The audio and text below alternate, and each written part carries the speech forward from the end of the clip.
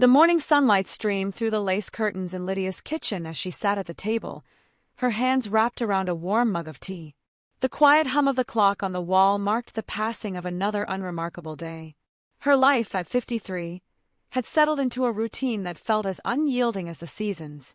Morning tea, a walk through the park, errands, and evenings spent reading or knitting. The world had become predictable, the days blending together like a well-worn quilt. Widowed for over a decade, Lydia had long accepted that her life had moved into a quieter chapter. Her children were grown, living their own lives in far-off cities, and the house she once filled with laughter now seemed too large for her. It wasn't that she was unhappy, she had made peace with solitude, but there were moments, late at night, when the silence of the house felt oppressive, and she longed for something she couldn't quite name. It was on one of these ordinary mornings, while pushing a shopping cart through the local grocery store, that her routine cracked open ever so slightly. Lydia had paused in the produce aisle, inspecting a basket of peaches, when a deep, pleasant voice interrupted her thoughts. "Those look good today, don't they?" She glanced up, startled, and found herself face to face with a young man, perhaps in his late 20s or early 30s, holding a similar peach in his hand. He had an easy smile, one that crinkled the corners of his bright green eyes, and a mop of unruly brown hair that gave him a boyish charm. "Oh, yes," Lydia replied, suddenly aware of how long it had been since she'd engaged in casual conversation with a stranger. "The peaches are best this time of year. Perfect for a cobbler," he said with a grin, tossing the fruit lightly in his hand. "I've been trying to perfect my grandmother's recipe." Lydia couldn't help but smile back. There was a warmth about him, a kind of unassuming friendliness that disarmed her. "That sounds ambitious," she said. "I'm more of a jam person myself." "A noble pursuit," he said, his tone teasing but kind. "Jam's a lot less forgiving than cobbler, I hear." She chuckled, a sound that felt strange and unfamiliar in her own ears. "It depends on your patience, I suppose." Their conversation could have ended there, just a brief, polite exchange between strangers, but something lingered in his expression, as if he was in no hurry to leave. "I'm Daniel, by the way," he said, extending a hand. "Lydia," she replied, shaking it. His grip was firm but gentle, and his hand was warm against hers. "It's nice to meet you, Lydia," he said, his smile lingering. "Maybe I'll see you around." And with that he walked away, leaving Lydia standing in the aisle, the peach still in her hand. She watched him go, a strange flutter in her chest, as though she had been momentarily pulled into someone else's life, someone more vibrant and full of possibility. That night, as she sat alone at her kitchen table, her thoughts drifted back to the young man with the easy smile.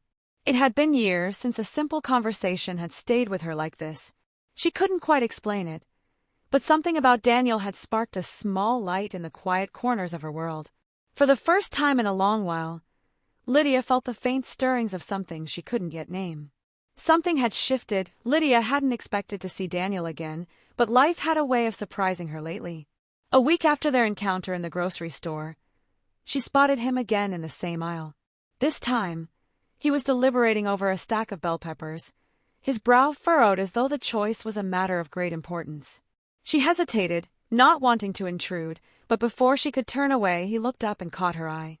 His face lit up with recognition and he grinned. "Lydia, right?" he said, straightening. She nodded, a little startled he remembered her name. "And you're Daniel, the aspiring cobbler master." He laughed, the sound warm and unself-conscious. "That's me. Though I'll admit, the first attempt didn't exactly turn out like my grandmother's." "Too much sugar," she guessed. "Too much everything, I think," he admitted, shaking his head. "But the peaches were great, so at least I got something right." Their conversation flowed easily, and before she knew it, they were walking together through the store, their carts side by side. He asked about her jam-making, and she found herself talking more than she had in months. About her favorite recipes, the tricks she'd learned, and the joy of seeing jars lined up neatly in her pantry. "You make it sound so calming," Daniel said as they reached the checkout line. "I've always liked the idea of making something with my hands. Something real." "It is calming," Lydia said. "There's something satisfying about creating something from start to finish." She wasn't sure what prompted her to say the next part. It felt bold in a way she wasn't used to, but she spoke before she could second-guess herself. "If you're ever interested, I could show you how to make jam." Daniel's face lit up, and she wondered if she'd imagined the flicker of genuine excitement in his eyes. "I'd love that," he said. "Seriously, that sounds amazing." They exchanged phone numbers before parting ways, and Lydia walked home with a strange mix of exhilaration and disbelief swirling in her chest. It had been years since she'd extended an invitation like that to anyone, let alone a man so much younger than herself. The following week, Daniel called her, and they made plans to meet. He arrived at her home one afternoon, a bag of fresh strawberries in hand, and an energy that seemed to fill every corner of her kitchen. Their first jam-making session was filled with laughter, Daniel fumbling with the jars, Lydia teasing him about his overly enthusiastic stirring. She couldn't remember the last time her home had felt so alive, so full of warmth and easy companionship. Over the weeks that followed, Daniel's visits became more frequent. Sometimes they cooked together. Other times they simply sat in her living room, sharing stories over cups of tea. He told her about his work as a graphic designer, his love of hiking, and his dream of traveling to Italy. She shared snippets of her life, her late husband, her children, and the quiet joys and challenges of growing older. Lydia was surprised by how natural it all felt. Daniel wasn't just kind. He was genuinely interested in her life. He asked questions that showed he was listening, that he valued her experiences. And slowly, the days that once felt so predictable began to carry a quiet sense of anticipation. One evening, as they sat on her porch watching the sunset, Daniel turned to her with a curious smile. "You know," he said, "you've got this way of making everything feel, I don't know, more meaningful. Like, even something as simple as making jam feels special with you." Lydia felt her cheeks flush, but she didn't look away. "I think you bring that out in people, Daniel," she said softly. He smiled, and they sat in silence for a while, the moments stretching between them like the warm, golden light of the setting sun. Lydia couldn't remember the last time she had felt this alive, this scene. Something was happening, something she couldn't yet name. But she knew that Daniel had brought a new light into her life, one that was impossible to ignore. The change crept up on Lydia in quiet, unexpected moments. It wasn't something she acknowledged all at once, but rather a slow, dawning realization that took her by surprise. It was a sunny afternoon, and Daniel had stopped by with a loaf of fresh sourdough bread from a bakery he had discovered. They sat together at the kitchen table, slicing the bread and spreading it with the strawberry jam they'd made a few weeks before. Daniel took a bite, closed his eyes, and groaned dramatically. "This is amazing," he said, his voice full of mock reverence. "You should open a jam shop. I'd be your first customer." Lydia laughed, shaking her head. "I think I'd need more than one customer to stay in business." "Well, I'd bring my friends," he replied, grinning. "You'd have a whole line out the door in no time." As she watched him speak, his enthusiasm infectious, Lydia felt a strange tug in her chest. His energy, his kindness, the way he filled her quiet home with laughter, it was impossible not to feel drawn to him. Later that evening, after he had left, she found herself lingering at the kitchen table, her tea growing cold in her hands. The house felt too still, the silence pressing in on her more than usual. And in that stillness, the realization came to her with startling clarity. She didn't just enjoy Daniel's company. She looked forward to it, yearned for it in a way that was deeper than friendship. The thought sent a jolt of surprise through her. She set her tea down and pressed a hand to her chest, as if to steady the fluttering there. This wasn't supposed to happen. She had spent years convincing herself that the kind of love and excitement she once knew belonged to the past. She was content with her life, content with her routines, her solitude. And yet, here she was, feeling something she hadn't felt in decades. Lydia stood and began pacing the kitchen, her thoughts a whirlwind. How could this be happening? Daniel was kind, yes, and thoughtful. But he was so much younger. Surely he didn't see her as anything more than a mentor or friend. And even if he did, what would people think? What would her children think? But as much as she tried to talk herself out of it, the feelings remained. The way her heart quickened when he smiled at her, the warmth that spread through her when he lingered in her kitchen, the deep sense of comfort and joy she felt in his presence. It was all undeniable. For the first time in years, Lydia found herself standing at a crossroads. She could bury these feelings, hide them away in the same corner of her heart where she had stored so many other dreams. Or she could face them head-on, uncertain as the path ahead might be. That night, as she lay in bed staring at the ceiling, her mind replayed the moments she had shared with Daniel. His laugh, his curiosity, the way he made her feel alive again. Perhaps this was foolish. Perhaps it was destined to end in heartache. But as Lydia drifted off to sleep, one thought lingered in her mind.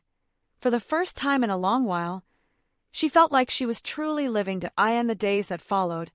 Lydia's emotions became an intricate maze she couldn't navigate with ease. Excitement mingled with doubt, and joy clashed with fear, creating an inner storm she struggled to calm. She found herself noticing everything about Daniel, his easy laughter, the way he leaned forward when he listened, his thoughtful nature that seemed to shine through even the smallest gestures. But alongside the fluttering of her heart came a persistent voice, whispering doubts into the quiet corners of her mind. What was she thinking? She was 54, with grown children and a life built on years of stability. Daniel was a man in his late 20s, with his entire future ahead of him. What could she possibly offer him? Society had a way of labeling women like her. Desperate, foolish, a cliché. Lydia had always prided herself on her composure, her ability to navigate life with grace and dignity. The very idea of stepping outside that boundary filled her with unease. One afternoon, she sat on her porch, sipping tea and watching the garden sway in the breeze. Her mind drifted to the many quiet moments she had spent there alone, moments that now felt hollow compared to the vibrant presence Daniel brought into her life. As if summoned by her thoughts, her phone buzzed on the table beside her. It was a text from Daniel. "Hey, Lydia. Found this great article on jam recipes. Made me think of you. Should I send it over?" She smiled despite herself, her fingers hovering over the screen as she crafted a response. "I'd love to see it. You're officially turning into a jam connoisseur." His reply was instant. "Only because I have the best teacher." Grinning face with smiling eyes. Her heart swelled, but almost immediately, doubt crept back in. Was she misinterpreting his kindness? Surely his interest was nothing more than friendship. And yet, there were moments, brief, fleeting moments, when she thought she saw something in his eyes, a flicker of admiration or warmth that went beyond casual companionship. Her friends wouldn't understand, she knew. They were kind, practical women who had long since traded romance for stability. They would tell her to focus on her hobbies, her grandchildren, anything other than chasing a connection with a man who could never be hers. And yet, as much as she tried, Lydia couldn't let go of the feeling that Daniel had awakened something in her, a sense of vitality, of possibility, that she thought had been lost to time. That evening, as she stood in front of the mirror brushing her hair, she studied her reflection with a critical eye. The faint lines around her eyes, the silver streaks threading through her hair, these were signs of a life well lived, but they also felt like evidence of an unbridgeable gap between her and Daniel. "Who are you kidding?" she whispered to herself. "This isn't a fairy tale." But deep down, she knew this wasn't about fairy tales. It was about the way he made her feel seen, the way he brought light and laughter into her life, the way he reminded her that love, real, unexpected love, didn't have to be confined by age or expectations. As the night deepened, Lydia sat by the window, watching the moon cast its silver light over her garden. For the first time, she allowed herself to consider the possibility of taking a step forward, not recklessly, but courageously, with a heart that was open to whatever lay ahead. Because despite her doubts, despite the fear and uncertainty, Lydia knew one thing for sure. Some connections were worth the risk. The idea came to Lydia unexpectedly, a fleeting thought that lingered and took root. If she was to untangle the web of her feelings and truly understand where she stood with Daniel, she needed to take a step forward. She needed to invite him into her world, not just as a friend, but as someone she genuinely wanted to know better. The thought terrified her. For days, she rehearsed scenarios in her mind, imagining what she might say and how he might respond. Each attempt ended with her heart racing and her resolve faltering. What if he misinterpreted her invitation? What if she misread his kindness entirely? But the moments they shared, those warm, effortless conversations, the laughter, the way he seemed to notice the little things about her, kept pushing her forward. She could no longer ignore the way he had become a beacon of light in her once quiet life.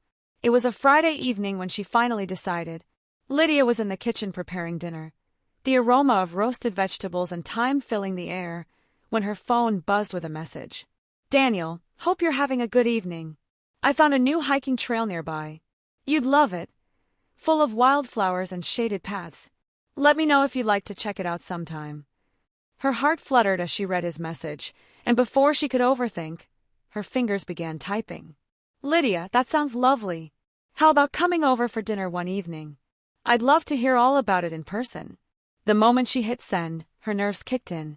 She set the phone down and busied herself with the dishes, the clinking of plates doing little to quiet the anxious pounding of her heart. What if he said no? What if this invitation changed everything between them? The reply came faster than she expected. Daniel, that sounds amazing. Just say when and I'm there. Can I bring anything? Relief washed over her, followed by a swell of something she hadn't felt in years, excitement. She responded quickly. Just bring yourself. I'll take care of the rest. The next day was a blur of preparation. She found herself putting more thought into the evening than she had initially intended. She selected her favorite dishes to cook, one she hadn't made in years but knew she could execute flawlessly. She arranged flowers in a vase for the table and even dusted off a bottle of wine that had been sitting untouched in the pantry. Standing in front of her closet, Lydia paused. She didn't want to overdo it, but she also didn't want to appear as though she hadn't given the evening any thought. She chose a simple dress in a soft, flattering blue, a shade she knew brought out her eyes. When the doorbell finally rang, Lydia took a deep breath to steady herself. As she opened the door, there he was, Daniel, holding a bouquet of wildflowers with a sheepish grin. These reminded me of you, he said, handing them over. For a moment, she couldn't find the words to respond. Her emotions threatened to overwhelm her, but she managed a smile as she stepped aside to let him in. Come in, she said softly, her voice carrying a warmth that surprised even her. As he walked past her, Lydia caught the faint scent of his cologne, clean and earthy, like pine and citrus. She closed the door behind him, her heart racing, knowing that this evening had the potential to change everything. And for the first time, she allowed herself to hope that it might. The evening unfolded like a dance between two people trying to find their rhythm. There was a sense of ease in Daniel's presence that put Lydia at ease. But there was also an undeniable tension, a hum in the air that seemed to grow stronger with each passing moment. They sat at the table, their plates full of roasted chicken, mashed potatoes, and a side of greens that Lydia had carefully prepared. The conversation flowed effortlessly, from the beauty of the hiking trails Daniel had mentioned to stories of her own childhood, each story taking on a warmth that only deepened their connection. But it wasn't just the words they spoke. It was the way their eyes met across the table, the way their laughter lingered in the space between them, the way each smile felt like a secret shared. Daniel's gaze often lingered on her a little longer than necessary, and Lydia couldn't help but wonder if he, too, was aware of the undercurrent that ran between them. She caught herself stealing glances at him, his easy smile, the way he pushed his hair back with one hand when he was listening intently, the warmth in his voice as he asked her about her life. I always thought I was the one with the interesting stories, he said, his voice playful as he listened to one of her anecdotes about her years working in a bakery. You've got a lot of stories left to write, Lydia replied, her eyes holding his for a moment longer than either of them expected. The quiet lingered between them, and in that silence something shifted. Lydia's heart beat louder in her chest, and she felt a sudden vulnerability, a sense that they were standing on the edge of something neither of them fully understood. She couldn't help but think, what if this was more than just friendship? Daniel broke the moment, leaning back in his chair and letting out a contented sigh. This is really nice, he said, his voice softened. You know, I've been meaning to ask you, why don't you date? I mean, I know you've got your life and everything, but you're beautiful, Lydia. You don't seem like the kind of person who'd be alone. The words hit her like a wave. Beautiful. He had said it so casually, so simply, and yet the weight of it lingered in the air. Lydia suddenly felt self-conscious, unsure of how to respond. Was he being kind? Or was there something more in those words that she couldn't yet grasp? Her pulse quickened, and she glanced down at her wine glass, pretending to take a sip, trying to mask the way her heart raced. It's not that simple, she said softly, her voice betraying the emotion that flickered inside her. Life doesn't always give you what you expect. She saw him nod, his eyes softening with understanding. I get that, but sometimes a life surprises you. He paused, as if weighing the next words carefully. Maybe we're both a little surprised by tonight. Lydia's heart skipped a beat. Was he saying what she thought he was saying? Her thoughts scattered, and she fought to regain control of her emotions. Before she could respond, Daniel stood and moved toward the window, his back turned to her. The way the light from the street lamps bathed his figure in soft gold made him seem almost otherworldly, a vision that made her heart ache. I'm sorry, he said quietly, his voice filled with something that sounded like regret. I didn't mean to make you uncomfortable. Lydia stood up and walked toward him, her hands trembling slightly. You haven't made me uncomfortable, she said softly, her voice a little stronger than before. You've made me feel something I haven't felt in a long time. She took a deep breath and, almost without thinking, reached out to touch his arm. The moment her fingers brushed against his skin, a quiet electric charge surged through her, and she felt the world shift beneath her feet. Daniel turned to face her, and in his eyes, she saw something that mirrored the vulnerability she had been hiding. The space between them seemed to shrink, and without a word he took a step closer. The air between them was thick with unspoken words, with everything that had been building up over the past weeks.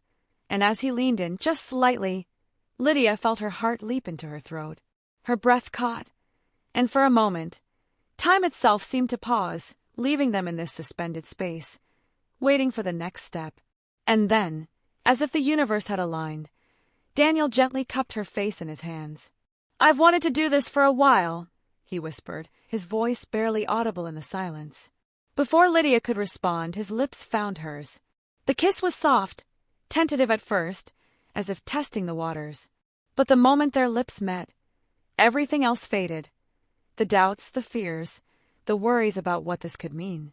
All that mattered in that moment was the way their hearts beat in time with each other, the warmth of his embrace, the softness of his touch. In that kiss, Lydia knew without a doubt that nothing in her life would ever be the same. The days that followed were a blur of new emotions and uncertainty. Lydia had always prided herself on being steady, controlled, the kind of woman who didn't let her heart lead her, who kept her feelings hidden behind a carefully constructed wall. But now, with Daniel in her life, that wall was slowly crumbling, and she found herself questioning everything she thought she knew about love, age, and what it meant to be truly alive. As she sat in the quiet of her living room one afternoon, a cup of tea cooling in her hands, Lydia found herself reflecting on the moments she and Daniel had shared. Their time together had been an unexpected whirlwind, yet in every conversation, in every touch, in every glance exchanged between them, Lydia felt like she was rediscovering a part of herself that had been dormant for years. Could this really be love? She wondered, tracing the rim of her cup with her fingers. She had been in love before, of course, had been married once long ago, and experienced the highs and lows of a life shared with someone. But this was different. There was a freshness to it, a kind of urgency, as if both of them knew they were living on borrowed time. And yet, she couldn't shake the thoughts that haunted her. What will people think? She had seen the way others looked at couples like them, the way the world often dismissed such relationships as fleeting, as something to be pitied or ridiculed. He's so much younger than you, they would think. What does he see in you? Those questions, those judgments, clung to her like a shadow, but Lydia refused to let them take root. Love, she realized, had no expiration date. It didn't care about age, or the years that had passed, or the lives that had come before. It was messy and unpredictable, yes, but also beautiful in its rawness.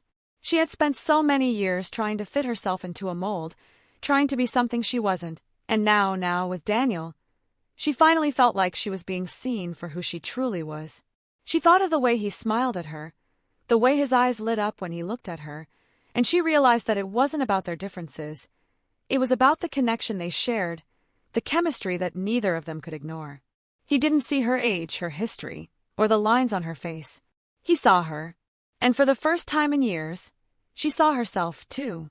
There was a part of her that feared this could all end, that this beautiful chapter in her life was fleeting and fragile. But she also knew deep down that she could no longer live in fear. The moments she shared with Daniel were too precious to let go, too real to dismiss.